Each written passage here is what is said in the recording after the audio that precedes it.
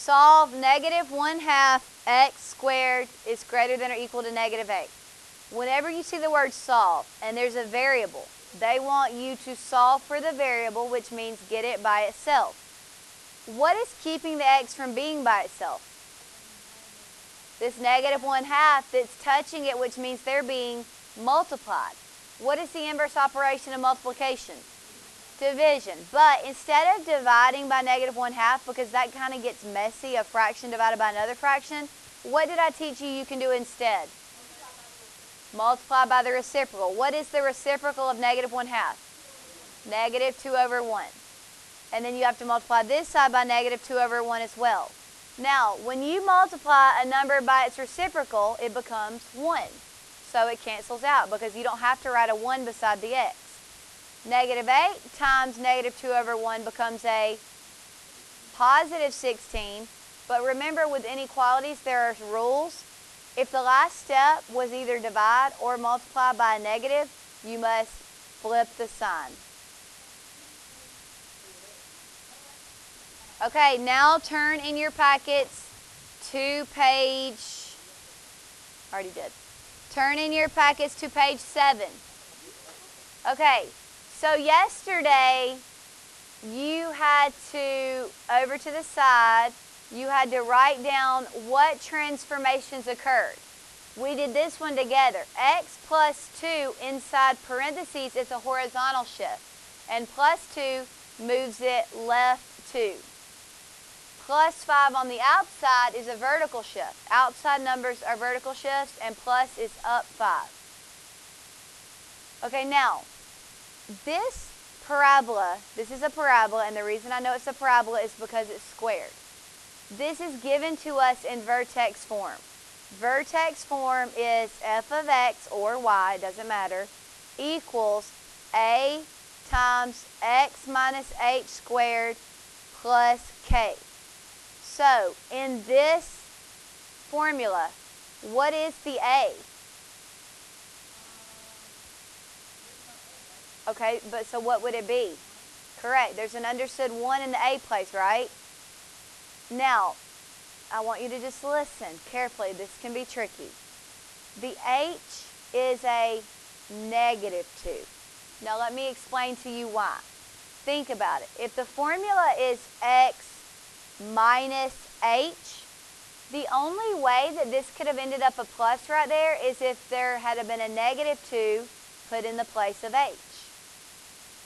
And then a negative would have made that plus 2 right there. Let me say it again in case that didn't click with you. The formula is x minus your h value. So for this to have ended up x plus 2, that means it was x minus a negative 2, which is why I'm saying the h is a negative 2. Does that make sense? Okay, Zaire, what's your question? Right. Okay. Correct. Yes. We'll go over. Yes. I'll go over that in a minute. Because that minus is already there as part of the formula. Okay, what is the k value? 5. Okay, now I am going to show you how to take it from vertex form and rewrite it in standard form, which is y equals ax squared plus bx plus c. Some of you better pay attention or you're going to be lost. Okay, so that's what we're about to do. They've given us the equation of a parabola in vertex form. Okay, this is vertex form. I'm about to teach you how to rewrite it into standard form, where it will look like that. The first one I do, if I were you, I would just put down your pencil and watch. Okay, here we go. The very first thing you do is rewrite the f of x equals. Now, x plus 2 is squared. What does it mean when you're squaring something? You're multiplying it by itself. So, boys, pay attention. This literally means x plus 2 times x plus 2. Okay, because when you square something, it means multiply it by itself, so you write it twice. Now, don't forget about this plus 5. You've got to continue to bring down. Now, I'm going to simplify this using order of operations, which means I need to take care of the parentheses first. aren't these two things being multiplied by each other? Well, to multiply a binomial times another binomial, you do double distribution. First, you distribute the x to everything over there. Then you distribute this 2 to everything over there. So x times x is x squared. X times 2 is positive 2x. 2 times x is another positive 2x. And 2 times 2 is positive 4. And then don't forget about the plus 5. Well, now I'm about to simplify it. F of x equals x squared is the only squared term. 2x plus 2x can be combined to 4x. And 4 plus 5 can be combined to a 9. Now doesn't that look like ax squared plus bx plus c form? Right, a is still 1 because that's an understood 1. A will not change if you've done it right. Wasn't it 1 in vertex form? It'll still be 1 in standard form. B is 4 and C is 9. A will be the same. Yes. No. Okay, Zaire? The first thing that I want to do is I want to, over here, x plus 3 inside parentheses will shift this parabola how? Well, left 3, and then down 4. And yes, that 5 out front, since 5 is greater than 1, will cause a vertical stretch by a factor of 5. Okay, now, this is in vertex form, which is f of x equals a times x minus h squared plus k. So what is the a value? What is the h value? Negative 3. Does everybody understand why h is negative 3 even though it says plus 3 right there? Okay, because think about it. This is an x minus h. Minus is the formula. So for the formula to now have a plus means it was a minus a negative 3. And a minus a negative is why it became plus 3. And then what is your k? Negative 4. The vertex. We'll learn that tomorrow. Yeah, that h and k is your vertex. Like if you go left 3, down 4, and plot a point, that'll be your vertex of your parabola.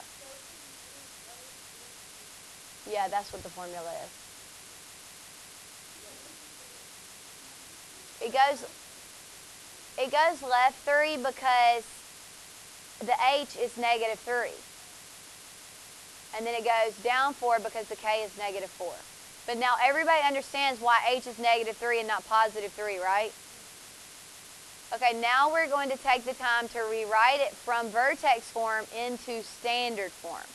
So the first thing I do is rewrite the f of x equals, I'm still going to worry about this x plus 3 squared first. So just bring down the 5, we're not dealing with it yet. But now, instead of x plus 3 squared, I'm going to go ahead and write out what that means. It means x plus 3 times x plus 3. Because that's what squaring something is multiplying it by itself. And then don't forget about bringing down the minus 4. Okay, now I'm going to follow order of operations, which tells me to take care of the parentheses first. Well, these are being multiplied together, and to do that, you have to distribute. X times x is x squared. X times 3 is 3x. So I'm now done with this x because I distributed it to both things over there. But I haven't done anything with the 3 yet. So now I'm going to distribute it to both things. 3 times x is 3x. And 3 times 3 is positive 9. Now, but before you do that, put them in parentheses, bring the minus 4 down and the 5 down. Okay, now, in the next step, you have two options. You can do either one in any order, it won't matter. You can either go ahead and distribute that 5 to all 4 of these terms, or if you want to go ahead and combine those 3x's in the middle to a 6x before distributing the 5, you can. Either way you do it, you'll get the same answer. I like to go ahead and combine like terms. So I'm going to continue to bring down the 5 and the minus 4. And now I'm going to combine that. So it'll be x squared plus 6x plus 9 because those three can be combined, or those two terms can be combined to a 6x. Now it's time to distribute this outside 5 to everything in the parentheses. So that becomes 5x squared plus 30x plus 45. And now you'll bring down the minus 4. So that means in the final step, it'll be f of x equals 5x squared plus 30x plus 41. So your A is what? 5, just like it was in vertex form. Your B is 30, and your C is 41. Yes. Okay, for number 3, what will the 2 do to the parabola? Stretch it vertically by a factor of 2. What will this x minus 4 do to it? Right 4. What will the plus 9 on the outside do to it? Up 9. Okay? Now, it's in vertex form. What is the A value? What is the H value? 4, positive 4. And what is the K value? 9. Now, let's quickly talk about why the H is a positive 4. Remember, in vertex form, the formula is your A value times x minus h squared plus k. So this minus that you see right here is part of the formula. The number plugged into h is just a positive 4. Does that make sense? Okay, now we're going to take the time to rewrite it. So first, I pretty much rewrite everything, but instead of writing the x minus 4 squared, I go ahead and write it out twice, because that's what squared means, multiply it by itself. So see how I literally just rewrote everything again, but instead of writing that once and putting the 2, I wrote it twice. Now I'm going to just simplify by doing order of operations. First, I'm going to take care of the parentheses. I'm going to multiply those two together, and to multiply things like that, you have to distribute. X times x is x squared. X times negative 4 is negative 4x. Then you have to distribute the negative 4 to both of them. Negative 4 times x gives you another negative 4x, and negative 4 times negative 4 gives you a positive 16. Okay, now I'm going to bring down the 2 on the outside and the plus 9 on the outside. Now you could either go ahead and distribute the 2 through, or you could combine like terms. It doesn't really matter which one you do first. I like to go ahead and combine like terms. So this becomes x squared minus 8x plus 16.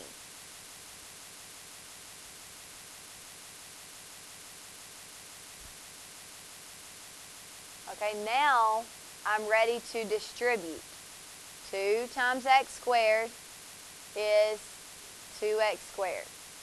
2 times negative 8x is negative 16x, and 2 times 16 is 32, and then bring down the plus 9.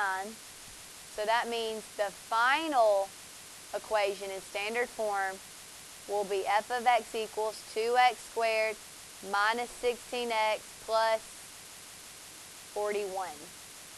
So the A is 2, just like it was in vertex form. The B is negative 16x, and the C is, not x, sorry, just negative 16.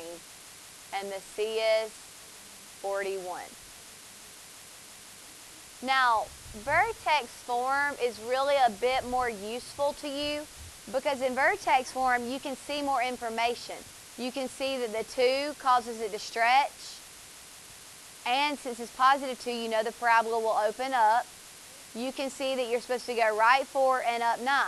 In standard form, pretty much the only thing you know from that is that it's going to open up and it's going to be a vertical stretch. Okay, so really this form is more useful when you're trying to graph it. Okay, you ready to try number 4 by yourself? Okay, over here to the side, I'll write down what you were supposed to do for homework.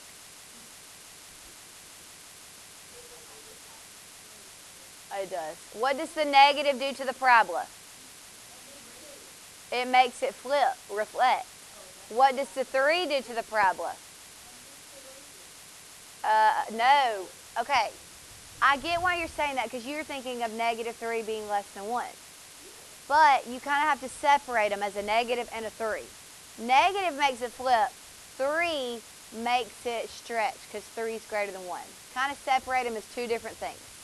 That's why in those notes it kept saying when the absolute value of, because the absolute value of negative 3 is positive 3.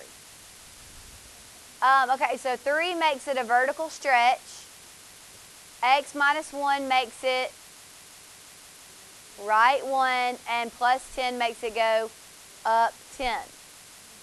Okay, what is the A? What's the A? Negative 3. What's the H? Positive 1. What's the K? 10.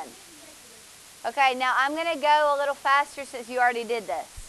First you rewrite it, but when you rewrite it, instead of writing x minus 1 squared, you go ahead and write it out twice because that's what squared means. Then it's time to simplify first by distributing. X times x is x squared. Practice. X times negative 1 is negative 1x. Negative 1 times x is another negative 1x. And negative 1 times negative 1 is positive 1. Then the next step is I'm going to combine those like terms in those parentheses. X squared minus 2x plus 1. Then my next step is going to be to distribute this negative 3 because multiplication comes before addition in order of operations. And that's a negative 3x squared plus 6x minus 3. And now I'm going to bring down the plus 10, which will give me a final equation of f of x equals negative 3x squared plus 6x plus 7. So the A is negative 3, just like it was in vertex form. The B is 6. The C is 7. All right, number 5. We'll do this one together.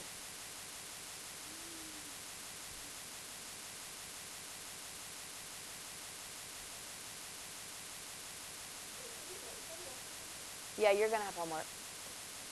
Okay, number 5. What does the negative out front do? It reflects it. Is there going to be a shrink or a stretch? No, because this is an understood 1. Okay, and if it's exactly 1, there's no shrink or stretch. What does the x plus 6 do? Left 6. What does the minus 7 do? Down 7. Okay, so for those of you who didn't do your homework last night, I just did the homework for you. Okay, now, what is the A? Negative 1. So don't you kind of already know over here this is going to end up being a negative 1x squared to start? Because your A's are the same in both. Okay, what is your H? Negative 6 though, because it's always the opposite because of that built-in minus in the formula. And what is the K? Negative 7. So the first thing we do is rewrite the vertex form, but as we're rewriting it, I'm going to go ahead and write x plus 6 twice because that's what squared means. Multiply it by itself.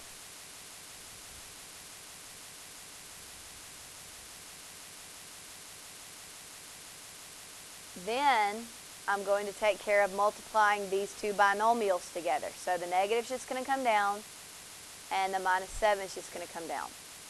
And when I distribute, x times x is an x squared, x times 6 is a 6x, 6 times x is another 6x, and 6 times 6 is a 36. Now before distributing that negative, which is really a negative 1, right? I'm going to go ahead and combine like terms inside, which will become x squared plus 12x plus 36, because those two 6x's combine to 12x. Now I'm going to distribute. Negative 1 times x squared is negative 1x squared, and you don't have to write the 1. And remember, we already knew it was going to be that. And then negative 1 times 12x is negative 12x, and negative 1 times 36 is negative 36. And then don't forget the minus 7. So your final answer will be negative 1x squared minus 12x minus 43. So your, oops, I forgot the x right here. So the A equals negative 1, just like it did over here. The B is negative 12, and the C is negative 43. Now, you see how on these problems, we wrote out all of this stuff, like what's going to happen to the parabola.